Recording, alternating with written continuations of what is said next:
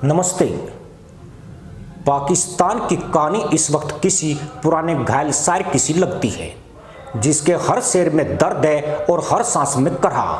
कभी महंगाई उसकी कमर तोड़ देती है, कभी सियासत उसका चैन छीन लेती है, और अब आसमान भी रहम नहीं करता।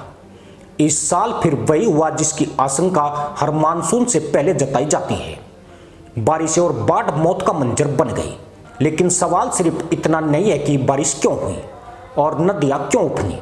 सवाल बड़ा है कि हर साल पाकिस्तान इतने हजारों जाने और अरबों डॉलर का नुकसान क्यों झेलता है, और सरकार हमेशा बेबस ऐसाए और हाथ फैलाए क्यों दिखाई देती है। नेशनल डिजास्टर मैनेजमेंट अथॉरिटी की ताज़ा रिपोर्ट कहती है कि 26 जून से अब तक बाढ़ और बारिश की वजह से 706 लोगों की जान जा चुकी है। सिर्फ पिछले 24 घंटे में 24 लोगों की मौत दर्ज की गई। मरने वालों के अलावा 965 लोग घायल हैं। सबसे ज्यादा तबाही खैबर पख्तूनख्वा में हुई, जहां 427 लोग मारे गए। पंजाब में 164 मौतें, सिंध में 29, बलूचिस्तान में 22, पाकिस्तान अधिकृत कश्मीर में 56 और इस्लामाबाद क्षेत्र में 8 मौतें दर्ज की गई। यानी कोई भी इलाका इस तबाही से बचा नहीं। फौज को राहत कार्य में उतारना पड़ा। आर्मी प्रवक्ता लेफ्टिनेंट जनरल अहमद शरीफ चौधरी ने बताया कि अब तक 6,903 लोगों को बचाया गया, 9 मेडिकल कैंप लगाए गए और लगातार हेलीकॉप्टर से राहत सामग्री पहुंचाई जा रही है। खैबर पख्तूनख्वा में 8 आर्मी यूनिट्स तैनात हैं और बुनर इलाके में 2 बटालियन दिन रात काम कर रही है। फेडरल इंफॉर्मेशन मिनिस्टर अताउल्ला त्रार दावा करते हैं कि 25,000 लोगों को सुरक्षित जगह पहुंचाया गया है और सभी प्रांतीय सरकारें मिलकर एनडीएमए और आर्मी के साथ तालमेल कर रही है। लेकिन हकीकत यह है कि हालात काबू से बाहर हैं और मौसम विभाग चेतावनी दे रहा है कि आने वाले 24 घंटे आसान नहीं होंगे। पंजाब, पेशावर, सिंध और इस्लामाबाद के निचले इलाकों में बाढ़ और नदियों के उफान का खतरा है। यानी मौत और तबाही का सिलसिला अभी खत्म नहीं हुआ, लेकिन असल सवाल अब शुरू होता है। यह सिलसिला बार बार क्यों दोहराया जाता है? आखिर पाकिस्तान हर साल मानसून में क्यों डूब जाता है? पाकिस्तान में बाढ़ कोई नई बात नहीं। 1950 से लेकर अब तक आधिकारिक आंकड़े बताते हैं कि हर बड़ी बाढ़ में सैकड़ों से लेकर हजारों लोग मारे गए और करोड़ों लोग विस्थापित हुए। 1950 की बाढ़ में 2,190 मौतें और लाखों लोग बेघर। 1973 और 1976 की बाढ़ों ने पंजाब और सिंध को तबाह कर दिया। करीब 10,000 से ज्यादा मौतें और 30 लाख लोग प्रभावित। 1992 की बाढ़, जिसे पाकिस्तान के इतिहास की सबसे बड़ी तबाही में गिना जाता है, उसमें 1,834 लोगों की मौत और 13 लाख घर बह गए। 2010 की बाढ़ सबसे खतरनाक साबित हुई। तब पाकिस्तान का लगभग 1/3 हिस्सा पानी में डूब गया। 2 करोड़ लोग प्रभावित, 1985 मौतें और करीब 10 अरब डॉलर का नुकसान। 2022 की बाढ़ ने तो पाकिस्तान की अर्थव्यवस्था को ही घुटनों पर ला दिया। 1,739 मौतें, 3 करोड़ 30 लाख लोग प्रभावित और विश्व बैंक की रिपोर्ट के मुताबिक 30 अरब डॉलर से ज्यादा का नुकसान। यानी बाढ़ पाकिस्तान के लिए हर बार राष्ट्रीय आपदा नहीं, बल्कि राष्ट्रीय परंपरा जैसी लगने लगी है। पर सवाल यह है कि क्यों हर बार सरकार असफल होती है? पाकिस्तान की सबसे बड़ी नाकामी यह है कि वह हर आपदा को सिर्फ एक इमरजेंसी की तरह लेता है, न कि एक सीख की तरह। 2010 की बाढ़ के बाद कहा गया था कि अब पाकिस्तान नदी प्रबंधन, बांधों और ड्रेनेज सिस्टम पर काम करेगा, लेकिन 2022 की बाढ़ ने साफ कर दिया कि एक दशक में कोई खास सुधार नहीं हुआ। भ्रष्टाचार, कुप्रबंधन और राजनीति की खींचातान ने हर रात योजना को कागजी बना दिया। कराची जैसे बड़े शहरों में नालों की सफाई हर साल विवाद का विषय बनती है, लेकिन कोई ठोस समाधान नहीं निकलता। ग्रामीण इलाकों में तो हालात और भी बदतर हैं। सिंध और बलूचिस्तान में बाढ़ आते ही गांव के गांव पानी में डूब जाते हैं और सरकार मुआवजा स्कीम की घोषणा करके हाथ झाड़ लेती है।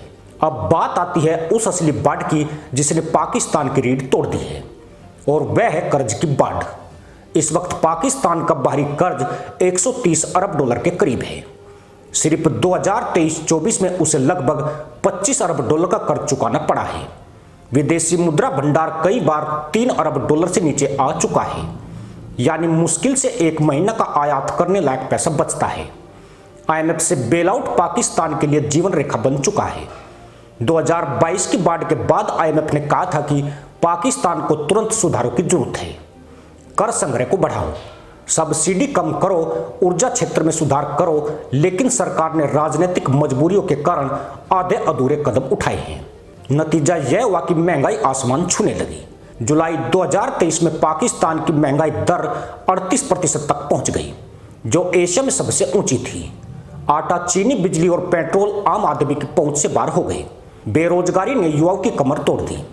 एक सर्वे के मुताबिक पाकिस्तान के 70% से ज्यादा युवा विदेश भागना चाहते हैं, लेकिन वीजा और पासपोर्ट की दिक्कतें उन्हें रोक देती है।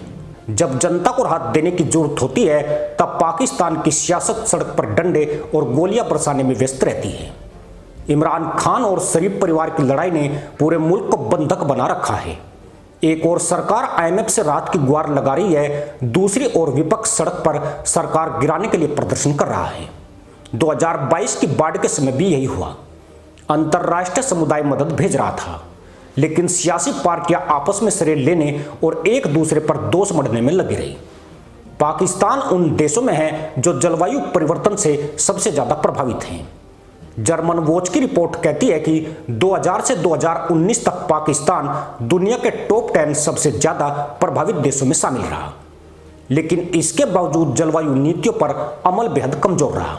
क्लाइमेट चेंज मंत्री शर्मिला रजाक ने खुद माना था कि पाकिस्तान हर साल सिर्फ 10% योजनाओं पर ही काम कर पाता है, बाकी कागजों पर रह जाता है। नतीजा यह है कि जब बाढ़ आती है तो उसे रोकने के लिए न बांध तैयार होते हैं, न नालों की सफाई, न कोई ठोस चेतावनी प्रणाली काम करती है। हर बार की तरह इस बार भी पाकिस्तान दुनिया के सामने हाथ फैला रहा है। 2022 की बाढ़ के समय संयुक्त राष्ट्र ने मदद की अपील की थी और सऊदी अरब, चीन, अमेरिका और यूरोपीय संघ जैसे देशों ने कुछ करोड़ डॉलर की सहायता दी थी, लेकिन यह रकम पाकिस्तान की जरूरतों के सामने ऊंट के मुंह में जीरा साबित हुई। उधर आलोचक कहते हैं कि पाकिस्तान मदद का आधा पैसा सही ढंग से खर्च ही नहीं करता। भ्रष्टाचार और राजनीतिक अस्थिरता के कारण राहत सामग्री तक सही लोगों तक नहीं पहुंच पाती।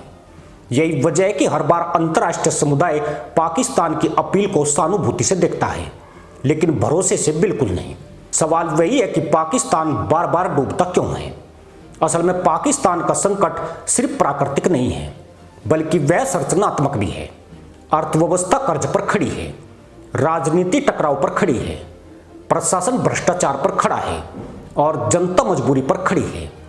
इसलिए जब बारिश होती है तो सड़कों पर पानी भरता है, जब बाढ़ आती है तो गांव बह जाते हैं, जब आईएमएफ शर्तें लगाता है तो महंगाई आसमान छूती है, और जब जनता सवाल पूछती है तो सियासतदान एक दूसरे पर दोष मढ़ते हैं। पाकिस्तान की यह त्रासदी सिर्फ 706 मौतों या अरबों डॉलर के नुकसान तक सीमित नहीं है। यह उस सिस्टम का आईना है जिसने दशकों से सुधार के नाम पर सिर्फ खोखले वादे किए हैं। हर साल बाढ़ आती है, हर साल सरकार कहती है अब सबक लिया जाएगा, और अगले साल वही सिलसिला फिर शुरू हो जाता है। असल में पाकिस्तान के लिए असली बाढ़ नदियों का उफान नहीं है, बल्कि भ्रष्टाचार, कर्ज और सियासी लालच की बाढ़ है। जब तक इस बाढ़ पर काबू नहीं पाया जाएगा, तब तक बारिश की हर बूंद मौत का पैगाम बनकर आएगी। इसी के साथ अनुमति दोस्तों, जय हिंद, वंदे मातरम।